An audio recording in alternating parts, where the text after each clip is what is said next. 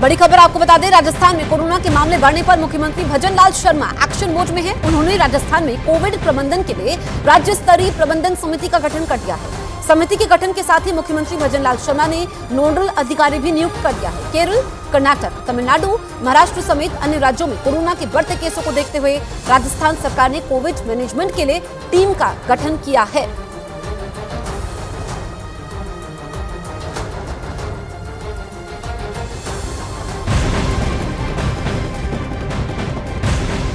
Corona से जुड़ी एक और बड़ी खबर आपको बता दें, पंजाब सरकार ने कोविड एडवाइजरी जारी कर दी है। पंजाब सरकार ने एडवाइजरी में अस्पतालों में डॉक्टरों, मेडिकल स्टाफ, मरीजों और उनके परिवारों के लिए मास्क पहनना अनिवार्य कर दिया है। साथ ही लोगों को मास्क पहनने और भीड़भाड़ वाले इलाकों से दूरी बनाए रखने की हिदायत दी है। सर्दी, जुकाम, खांसी, सांस लेने में तकलीफ होने पर तुरंत डॉक्टर से संपर्क करने की अपील की है।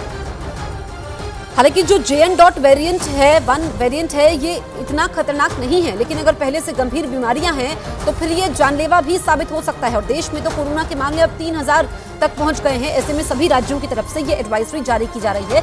अब पंजाब सरकार ने भी इसको लेकर के एडवाइजरी जारी की है। इससे पहले हमने देखा था कि केंद्र सरकार ने तमाम राज्यों को भी एडवाइजरी जारी की थी ताकि वो टेस्ट करें, रैपिड टेस्टों को बढ़ाने की यहाँ पर निर्देश दिए गए हैं केंद्र सरकार की तरफ से तमाम राज्यों को। तो देश के कई राज्यों में कोरोना तेजी से फैल रहा है। केंद्र सरकार पहले ही कोरोना पर एडवाइजरी जारी कर चुकी है। वहीं इस बीच पंजाब सरकार ने भी एडवाइजरी जारी कर दी है। आइए अब आपको ग्राफिक्स के जरिए बताते हैं कि मान सरकार ने लोगों को क्या क्या हिदायतें दी हैं। दरअसल पंजाब में मान सरकार ने अस्पतालों में सभी लोगों के लिए, यानी डॉक्टरों के लिए, मेडिकल स्टाफ, मरीजों और उनके परिजनों के लिए मास्क पहनना जरूरी कर दिया है। इसके अलावा पंजाब सरकार ने लोगों से भीड़भाड़ वाले इलाकों से दूरी बनाए रखने की अपील की है। सर्दी, खांसी, सांस लेने में तकलीफ होने पर डॉक्टर से मिलने की सलाह दी है। वहीं सरकार ने लोगों से सार्वजनिक जगह पर मास्क पहनने की भी अपील की है। और पंजाब में कोरोना के मामले सामने आने के बाद मान सरकार ने लोगों से कोविड नियमों के पालन की भी अपील की है। तो देश में तेजी से फैल रहा है कोरोना और ये न्यू ईयर के जश्न को फीका करता दिखाई दे रहा है। देश के कई राज्यों से कोरोना के रोजाना मामले सामने आ रहे हैं। शुक्रवार यानी एक दिन पहले 300 से ज्यादा कोरोना के नए केस सामने आए थे। अब आपको बताते हैं कि देश के किस राज्य में कितने केस दर्ज किए गए हैं और कितनी तेजी से ये फैल रहा है। अब हम सबसे पहले बात कर लेते हैं केरल की। यहाँ पर 265 मामले सामने आए हैं। इसके अलावा अगर हम बात करें तमिलनाडु की, तो यहाँ पर 15 मामले अभी तक सामने आए हैं। कर्नाटक में 13 मामले सामने आए हैं। यानी केरल, देश में जितने भी मामले हैं 88% मामले केरल में हैं। तेलंगाना की बात करें 5, पुदुचेरी में 5, आंध्र प्रदेश में 3 मामले हैं। यानी कि इजाफा हो रहा है। संख्या भले ही कम है, लेकिन जिम्मेदारी से काम लेना होगा। राजस्थान में भी 3 नए मामले सामने आए हैं, जिसमें 1 महीने के बच्चे को भी कोरोना हुआ है। छत्तीसगढ़ में 3 मामले सामने आए हैं। वहीं बिहार तक भी पैर पसार दिए हैं 2 मामले। जम्मू कश्मीर में 1, उत्तर प्रदेश की बात करें तो नोएडा में 1 मामला सामने आया है। तो अब ये बाकी राज्यों तक भी फैल रहा है। और क्योंकि दुनिया के 41 देशों में कोरोना फैल चुका है, ऐसे में देश में अभी लगभग 3000 तक के मामले सामने आ चुके हैं। देश भर से कोरोना के मामले सामने आने के बाद से हड़कंप मचा हुआ है।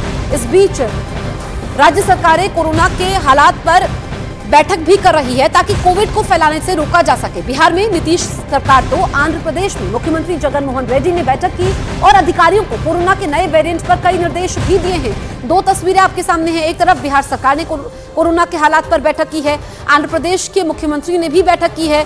कोविड के हालात पर अब राज्य अपने अपने स्तर पर भी काम कर रहे हैं, क्योंकि केंद्र सरकार ने तो राज्यों को निर्देश दिए हैं, लेकिन राज्य सरकारों को भी रैपिड टेस्टिंग बढ़ानी होगी। यानी कि अगर आपको सांस लेने में तकलीफ होती है, कोई सिम्टम्स नजर आते हैं, वही सब करना है जो कोरोना की दूसरी लहर के समय किया था।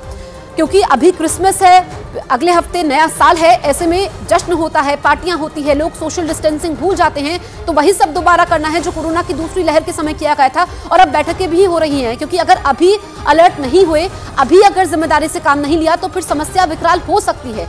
देश भर से कोरोना के मामले सामने आने के बाद से हड़कंप मचा हुआ है। इस बीच राज्य सरकारें कोरोना के हालात पर बैठक कर रही है ताकि कोविड को फैलाने से रोका जा सके। बिहार में नीतीश सरकार ने बैठक की है और बीते दिनों यानी शुक्रवार को 328 लोग कोरोना की चपेट में आ गए हैं और मरीजों की तादाद 3000 के आंकड़े को छूने वाली है। अब देश में कोरोना के मरीजों की संख्या आपको बताते हैं कितनी संख्या हो गई है। 2997। जिस तेजी से मरीज बढ़ रहे हैं, 24 घंटे में 300 से ज्यादा संख्या होना ये अपने आप में चिंता की बात है। अब आप ये समझिए कि पिछले 24 घंटे में 265 नए केस सामने आए हैं, एक मरीज की मौत भी हुई है। यानी कि अगर आपको पहले से कोई गंभीर बीमारी है तो फिर ये जो नया वेरिएंट है JN.1 ये आपकी जान भी ले सकता है। अब आप ये समझिए कि केरल में कितने केसेस है, 2606 अकेले देश के 88% केसेस केरल में हैं। कर्नाटक में उसके बाद 105 हैं। केरल के मुकाबले संख्या कम है, लेकिन ये संख्या चिंता बढ़ाने वाली है। ये जो केरल से सटे हुए राज्य हैं वहां तक फैल गया है। हालांकि अगर हम बात करें तमिलनाडु की 104 है और अब तो दिल्ली NCR में भी इसने पैर पसारने शुरू कर दिए हैं। महाराष्ट्र की बात कर लेते हैं, महाराष्ट्र में भी 53 केसेस आए हैं और वहीं गुजरात में सटा हुआ 32 केसेस सामने आए हैं। तो ये जो आंकड़े बढ़ रहे हैं, पहले 100 संख्या थी, इससे बढ़ते बढ़ते जिस तेजी से 3000 के करीब केसेस पहुंच गए हैं, तो ये राज्य सरकारों की भी चिंता को बढ़ा रहे हैं। अब हम यहाँ पर तेलंगाना की बात करें, 19, पुदुचेरी में 27 हैं और आंध्र प्रदेश में 4 केसेस हैं, बिहार में 2 केसेस हैं, इसीलिए बिहार के मुख्यमंत्री ने मीटिंग भी की है। अब ये उत्तर प्रदेश में देखिए 4 केसेस हो गए हैं, दिल्ली में 3 केसेस हैं, जम्मू कश्मीर 3, पंजाब 4, राजस्थान में 5 हैं, मध्य प्रदेश में 3 हैं। यानी कि अगर हम उत्तर भारत की बात करें, उत्तर भारत में थोड़े केसेस की संख्या कम है, लेकिन ऐसा नहीं है कि यहाँ पर जिम्मेदारी से काम नहीं लेना है।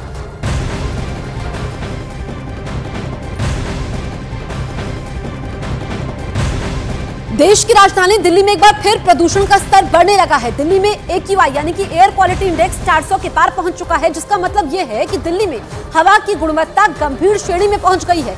जिसके बाद दिल्ली सरकार ने ग्रेडेड एक्शन रिस्पांस सिस्टम का तीसरा चरण लागू कर दिया है, जिसका मतलब यह हुआ कि गंभीर वायु गुणवत्ता की वजह से लोगों को कई पाबंदियों का सामना करना होगा। तो ग्रैप 3 स्टेज लागू हो गया है। AQI यानी कि एयर क्वालिटी इंडेक्स 401 से 450 के बीच में गंभीर होता है, 450 से ज्यादा अति गंभीर श्रेणी होती है। ऐसे में जो अति गंभीर श्रेणी है, इससे चिंता बढ़ चुकी है, इसीलिए ग्रैप 3 को लागू किया गया है।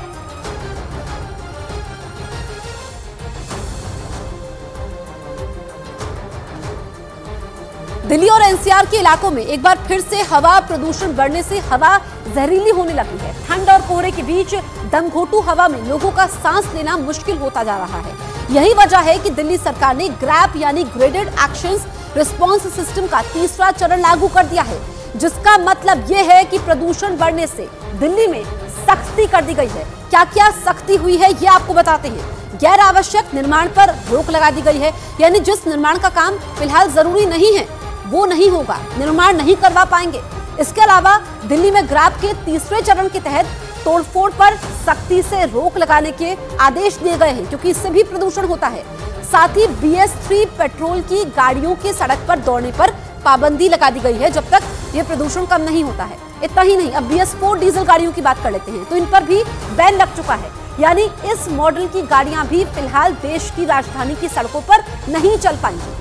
अगर BS3 पेट्रोल और BS4 डीजल की गाड़ियों के साथ दिल्ली की सड़क पर कोई पकड़ा जाता है तो उस पर 20,000 रुपए का जुर्माना लगाया जाएगा। इसी के साथ ही धूल से बचने के लिए सड़कों पर सरकार रोज पानी का छिड़काव भी करवाएगी। तो ग्रैप 3 का लागू होना यानी कि लोगों को कई पाबंदियों का सामना करना पड़ रहा है। दिल्ली NCR में वायु गुणवत्ता को ग्रैप के तहत 4 चरणों में बांटा गया है।